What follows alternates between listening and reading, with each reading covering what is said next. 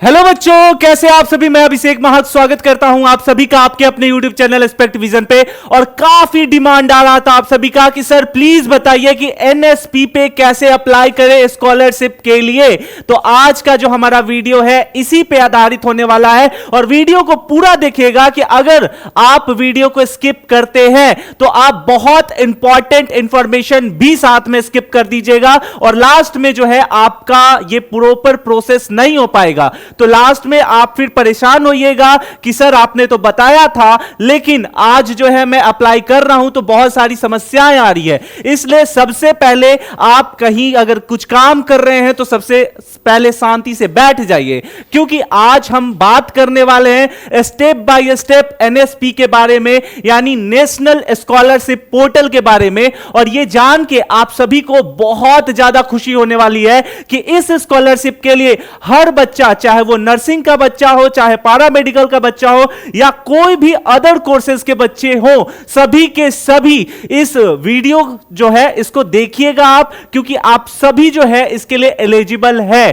और बस देर अब इस बात की है कि आप सभी को जल्दी से इसको अप्लाई कर देना है, क्योंकि इसका जो है लास्ट डेट भी आ गया है। और मैंने पहले भी आप सभी को इंफॉर्म किया था कि आपका लास्ट डेट आया हुआ है। सो जल्दी से जो 25-26 एकेडमिक ईयर है उसके लिए आपको यह अप्लाई करना है। तो चलिए स्टार्ट करते हैं आज के इस वीडियो को। लेकिन उससे पहले क्या करना है कि जितने भी हमारे बच्चे इस वीडियो को देख रहे हैं उस सभी को व्हाट्सएप को ज्वाइन कर लेना है। बेनिफिट आपको क्या मिलने वाला है बच्चों कि जैसे जो इंफॉर्मेशन अभी मैं बता रहा हूं तो पूरे प्रक्रियाओं के दौरान जैसे आप अप्लाई करोगे अभी स्कॉलरशिप, तो इसमें बहुत से ऐसे प्रॉब्लम्स हैं जो अभी आपके पास निकल के आने वाले हैं। जैसे ऐसा नहीं होता कि आप सिर्फ पोर्टल पे अप्लाई कर दोगे तो आपका जो है स्कॉलरशिप आपके खाते में क्रेडिट हो जाएगा। इसमें बहुत सा इशू होता है, बहुत जो है अलग अलग स्टेप बाय स्टेप प्रक्रियाएं होती है। तो सारे डाउट जो है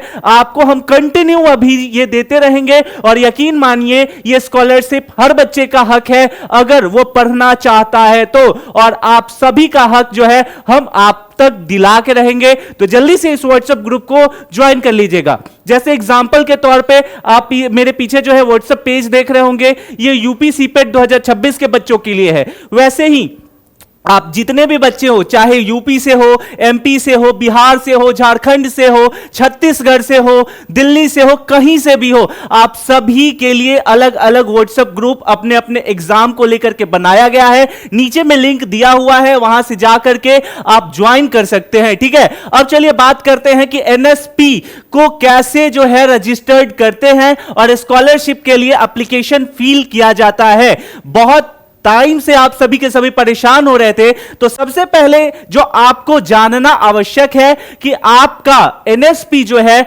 हर साल स्कॉलरशिप लेकर के आता है। इस बार जो है स्कॉलरशिप 25-26 सेशन के बच्चों के लिए है। तो चलिए सबसे पहले हम आपको लेकर के चलते हैं एनएसपी के ऑफिशियल साइट पे। एनएसपी यानी कि नेशनल स्कॉलरशिप पोर्टल। तो ये आपका पोर्टल कुछ ऐसा दिखता है। और सबसे मेन चीज कि आप सभी जो है वीडियो को स्किप मत करना, क्योंकि मैं बार बार बोल रहा हूं अगर वीडियो स्किप कर दोगे तो आप बहुत ज्यादा जो है मेन मुद्दा, जो मेन इंफॉर्मेशन है वो भी साथ में स्किप कर दोगे और बाद में आपको दिक्कत आएगी। तो वीडियो को सबसे चीज है मेन कि आपको पूरा देखना है। अब देखो यहां से अब हम मेन चीज पे आ रहे हैं, मेन स्टेप बाय स्टेप आ रहे हैं। तो अच्छे से देखिएगा वीडियो को, और नहीं होता है तो कहीं नोट डाउन कर लीजिएगा, क्योंकि प्रोसेस क्या होता है कि देखने के दौरान आप जो है वो प्रोसेस लिखोगे नहीं, बाद में आपको याद होगा नहीं। और आपका एक चीज याद रखो कि ये बहुत बड़ी अपॉर्चुनिटी है, आप सभी के लिए बहुत बड़ी अपॉर्चुनिटी है और आप एक गलती में इस अपॉर्चुनिटी को नहीं खो सकते हो। तो यहां पे आप सभी को करना क्या है कि कॉपी और पेन लेके बैठ जाना है और जैसे जैसे मैं स्टेप बाय स्टेप बताते जा रहा हूं वैसे वैसे उसको लिखते रहिएगा। ठीक है, तो चलिए सबसे पहले स्टार्ट करते हैं अपना एनएसपी यानी नेशनल स्कॉलरशिप पोर्टल। सबसे पहले आपको गूगल पे सर्च करना है एनएसपी। आपके सामने कुछ ऐसा पेज खुलेगा। अब देखिए यहां पे सबसे पहले कुछ अनाउंसमेंट यहां पे दिया हुआ है, उसको मैं सबसे पहले आपको समझा देता हूं और गौर से समझिएगा एक एक बातों को जो मैं अभी आपको बताने वाला हूं। सबसे पहले यहां पे देखिए अनाउंसमेंट कहता है कि portal is now open for academic year 25-26, यानी कि 2025 और 26 के जो बच्चे हैं जो अभी एकेडमिक ईयर में जो इन्वॉल्व्ड हैं उसके लिए ये स्कॉलरशिप है, और ये स्कॉलरशिप जो आगे 26-27 के बच्चे हैं उनके लिए भी यूजफुल होगा। तो आप जो है अगर देख रहे हैं वीडियो तो आप यहां से सीखिए कि कैसे आने वाले सालों में आपको यूज करना है, ठीक है।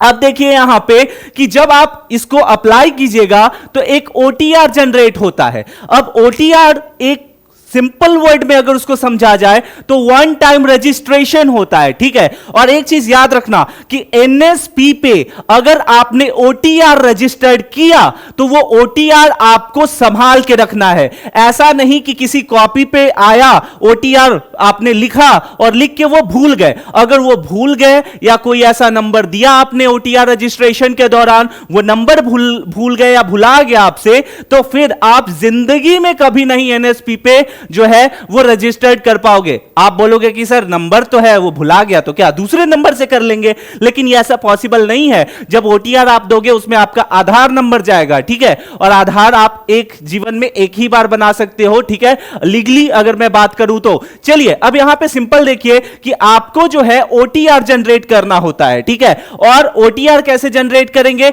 उस पर भी हम बात करेंगे, ठीक है। तो कहता है one time registration is unique 14 digit number issue based on Aadhaar. मैंने इसीलिए बोला कि आधार के जो है उसके ऊपर उसके अकॉर्डिंग आपका ओटीआर काम करता है, ठीक है। तो आपको जो भी ओटीआर होगा उसको संभाल के रखिएगा। अब बात यहां पे ये आता है कि सर ओटीआर तो हमने रजिस्टर्ड कर लिया, ठीक है, आपने बोला ओटीआर बनाने को, लेकिन उसको स्टेप बाय स्टेप बता दीजिए कि ओटीआर कैसे बनेगा, ठीक है। तो देखो सबसे पहले आपको समझना क्या है कि आपको जो है पोर्टल पे लेफ्ट साइड में जहां पे लिखा रहता है नेशनल स्कॉलरशिप पोर्टल, वहां पे यहां पे डॉट दिख रहा होगा, इस लाइन पे आपको क्लिक करना है, ठीक है।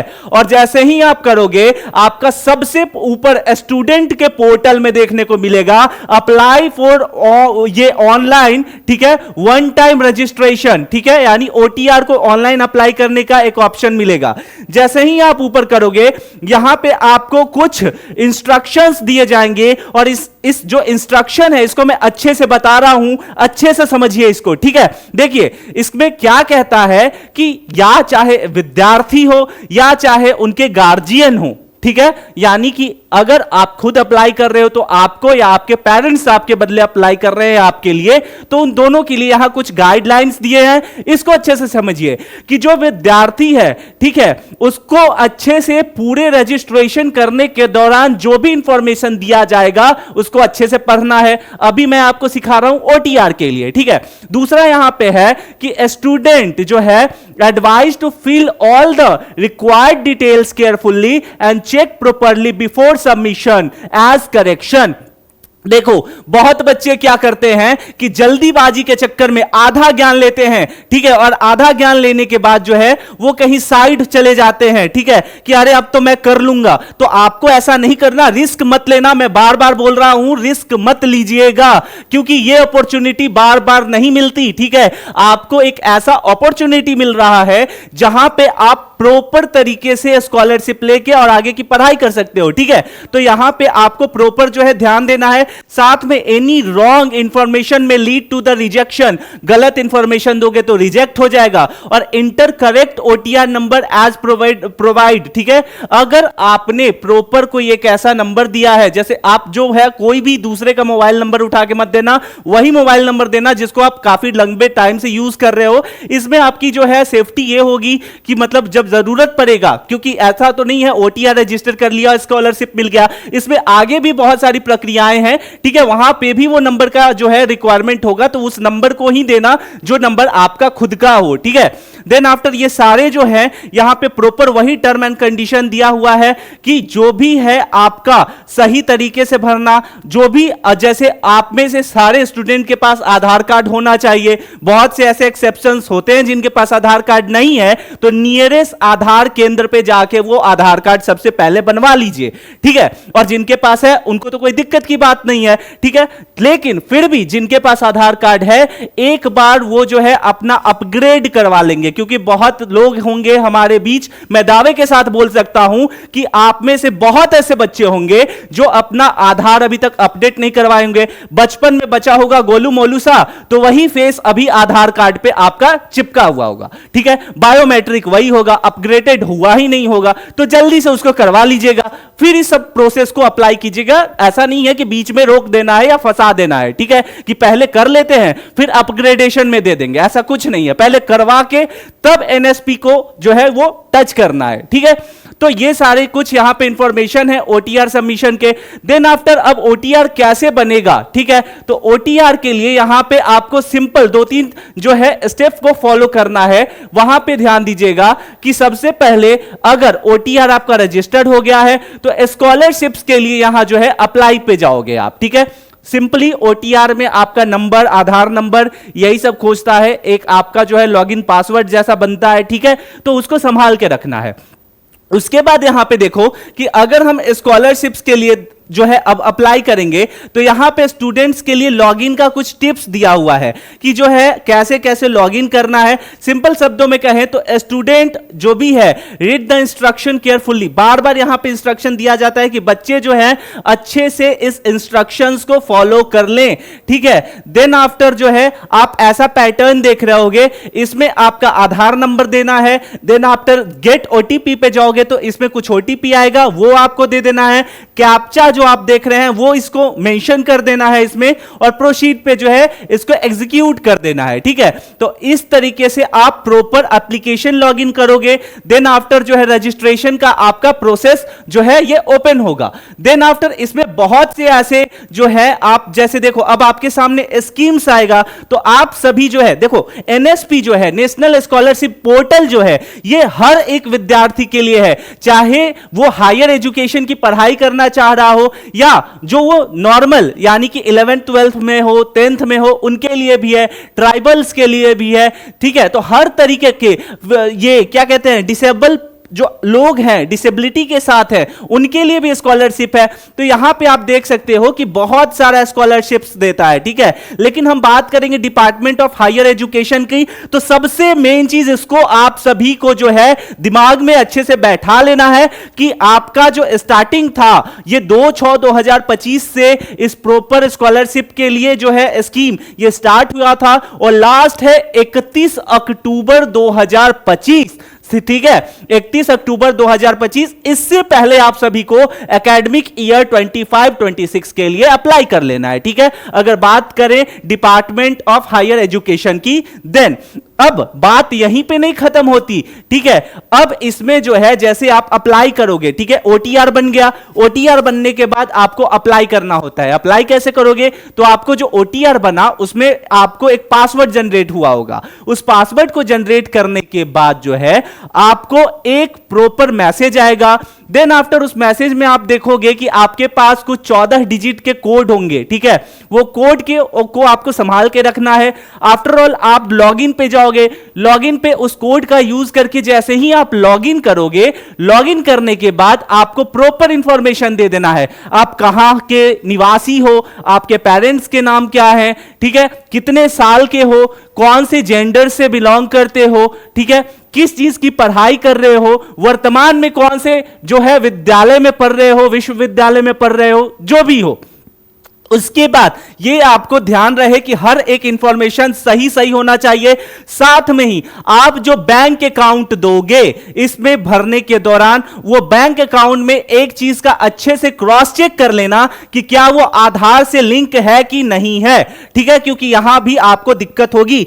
देन जब ये सारे जो है आप स्टेप क्लियर कर लोगे, ठीक है, तो यहां पे जो है बहुत सारा एक स्टेप और होता है। जैसे अगर मैं बात करूं तो देखो यहां पे इस तरीके से आपका जो है पेमेंट आता है, ठीक है। पेमेंट जब आपको अप्रूव्ड हो जाएगा, लेकिन अप्रूव्ड ऐसे ही नहीं होता, इसमें भी 3 स्टेज होते हैं, ठीक है। और वो 3 स्टेज सबसे पहले मैं आपको यहां पे बता देता हूं। सबसे पहला स्टेज यहां पे जो आपका जाता है वो जाता है आईएनओ के पास, इंस्टीट्यूशनल जो है नोडल ऑफिसर, ठीक है। इंस्टीट्यूशनल नोडल ऑफिसर क्या होता है, तो इंस्टीट्यूशनल नोडल ऑफिसर एक ऐसा ऑफिसर होता है कि जब कोई बच्चा जो है किसी किसी विश्वविद्यालय से हो, किसी जो है यूनिवर्सिटी से हो, तो अब वो स्कॉलरशिप के लिए अलाउ करता है। ठीक है, अप्लाई किया, अप्लाई करने के बाद वो जो एप्लीकेशन है वो आईएनओ के पास जाता है। किसके पास जाएगा? इंस्टीट्यूशनल नोडल ऑफिसर के पास जाएगा। ये जो है अप्रूव करेगा कि क्या बच्चे ने जो अपने कॉलेज की जानकारी दी है ये सही है या गलत है। अगर ये अप्रूव्ड कर देता है तो फिर जो है एप्लीकेशन डीएनओ के पास जाता है, district nodal officer. District nodal officer जो है वो स्कॉलरशिप के मामले में जो है किसी भी डिस्ट्रिक्ट का हेड होता है। वो ये क्रॉस करेगा कि क्या आईएनओ ने जो एप्लीकेशन को जो है ये सक्सेस किया है वो सही है कि नहीं है। देन आफ्टर जब ये दोनों जो है ये अप्रूव कर देंगे तो एसएनओ के पास जाएगा। ठीक है, एसएनओ का मतलब होता है स्टेट नोडल ऑफिसर, और स्टेट नोडल ऑफिसर जो है सेमी प्रक्रियाओं को आगे बढ़ाता है। समझ में आ गई बात? अगर आपको यह भी जानना है कि ऐसा क्या करें कि एप्लीकेशन को सही तरीके से भरना है, क्योंकि देखो अगर जनरली क्या होता है, एप्लीकेशन अगर गलत तरीके से भर दोगे तो इस 3 स्टेज पे आपका एप्लीकेशन जो है ये गलत हो जाएगा। अगर आप चाहते हैं कि मैं आपको कैसे आईएनओ, डीएनओ और एसएनओ से एप्लीकेशन अप्रूव्ड करवाते हैं उसके बारे में प्रॉपर जानकारी दूं कि कैसे सही तरीके से भरे कि अप्रूव हो जाएगा, तो उसके लिए आप कमेंट सेक्शन में जरूर लिखिएगा कि सर प्लीज इसके बारे में जो है स्पेशल वीडियो बना दीजिए। अगर आपका जो है 400 कमेंट आ गया, अगर जितने भी आप बच्चे देख रहे हैं उसमें से 400 कमेंट एटलीस्ट मुझे चाहिए, क्योंकि देखो बच्चों वीडियो बनाने में मोटिवेशन चाहिए होता है। ठीक है, और अगर आप 400 कमेंट बनाओगे, ठीक है, उसमें लिखोगे तो मुझे लगेगा मुझे एटलीस्ट इस वीडियो पे 400 कमेंट चाहिए। ठीक है, अगर आ गया 400 कमेंट तो मुझे लगेगा कि हां आप किसी चीज को जानने में जागरूक हो। और मैं इसलिए कह रहा हूं ना, देखो मेरा उद्देश्य आप सभी का जो है वो भलाई करना है, आप सभी को सही डायरेक्शन में सक्सेस तक लेके जाना है। लेकिन सही डायरेक्शन में अगर मैं किसी सूचना को अगर प्रदान कर रहा हूं तो वहां करना चाहिए जहां पे लोग इच्छुक हो। तो आप जो है ये कमेंट करके एटलीस्ट ये शो करो कि आप इस नॉलेज को जानने के लिए अवेयर हो। ठीक है, तो कमेंट जल्दी से कर दो। अगर 400 हो जाता है तो मैं इसके बारे में प्रॉपर इंफॉर्मेशन जो है आपको दे दूंगा। ठीक है, उसके बाद इतना ही नहीं होता, अगर इन द केस आपका जो है आप बेनिफिशियरी हो जाते हो स्कॉलरशिप के मामले में, तो यहां पे आपको जो है प्रॉपर जो है यहां से चेक किया जाता है कि कैसे आपका पेमेंट कहां पे आ रहा है। उसके लिए आपको कैटेगरी, इंटर एप्लीकेशन आईडी, उसके बाद यहां पे बेनिफिशियरी कोड होता है, कुछ कोड मिलते हैं। ठीक है, जिससे आप क्रॉस चेक कर सकते हो। और इतना ही नहीं, अभी इसमें बहुत सी सूचनाएं हैं जो बाकी है। मैंने बस आपको अप्लाई करने का तरीका बताया है। अगर आपको यह जानना है कि सर अगले वीडियो में प्लीज बताइए कि अप्लाई करने में कौन कौन सी गलतियों से बचें, तो मैं स्पेशली उस पे भी वीडियो लेके आऊंगा। लेकिन मेरा रिक्वेस्ट आप सभी के लिए इतना ही है कि मुझे एटलीस्ट 400 कमेंट चाहिए बच्चों के, क्योंकि जब तक बच्चे आप लोग जागरूक नहीं होंगे, हम अगर इंफॉर्मेशन ऐसे ही डिलीवर भी कर दें तो उसका कोई फायदा नहीं है। इसीलिए मैं बस एक क्राइटेरिया रख रहा हूं और कोई इसका उद्देश्य नहीं है। एस्पेक्ट विजन ऑलवेज चाहता है कि बच्चों की जो है वो भलाई हो, क्योंकि हमारा उद्देश्य ही है शिक्षा हर घर पहुंचाने का। आई होप कि आज का ये वीडियो आपको अच्छा लगा हो। मिलते हैं अगले वीडियो में, तब तक के लिए स्टे सेफ, टेक केयर, जय हिंद। और अगर आप चाहते हैं कि अगले वीडियो में मैं इससे जुड़ी और महत्वपूर्ण जो है जानकारी लेके आऊं, तो स्पेशली आप तैयार हो जाइए। और जो भी इंफॉर्मेशन मैंने आपको बताया, अभी आप सबसे पहले एनएसपी पे अप्लाई मत करना, क्योंकि आप प्रॉपर जानकारी कलेक्ट करो, क्योंकि आपका जो है फॉर्म रिजेक्शन होने का चांसेस बढ़ जाएगा। Thank you.